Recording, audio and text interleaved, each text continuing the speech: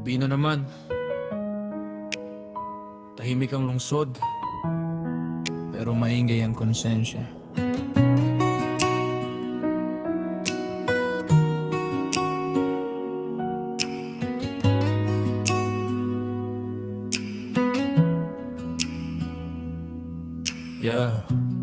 May dalang lumang salita, hindi panakot, hindi sermon, hindi rin pang post.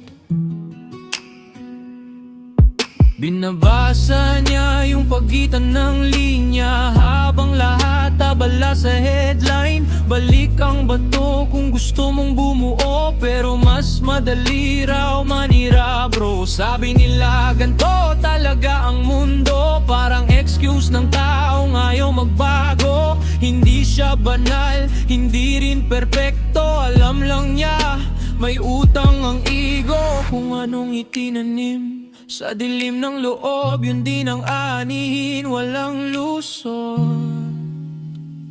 Sinusubukan niyang ayusin ang basag, kahit sanay na ang lahat sa crack. Tahimik na laban, walang palakpak, gabi lang ang saksi sa tamang hakbang. Sinusubukan niyang gisingin ang tulog, kahit ayaw ng panaginip na mabuwag.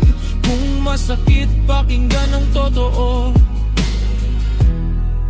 baka yun ang punto. Sabi nila pera ang sagot sa lahat, pero bakit walang presyo ang kapatawaran? May laman ng bulsa, hungkag ang dibdib, marunong magbilang pero di marunong umibig. Unahin ang sarili madalas marinig, pero paano kung lahat ganyan ang isip? Kapag uli ka na sa pila ng konsensya, dun mo malalaman kung sino ka talaga. May mga salitang hindi sumisigaw, hindi rin uso kaya ayaw pakinggan. Hindi lahat ng liwanag nakakaaliw, minsan nakakasilaw.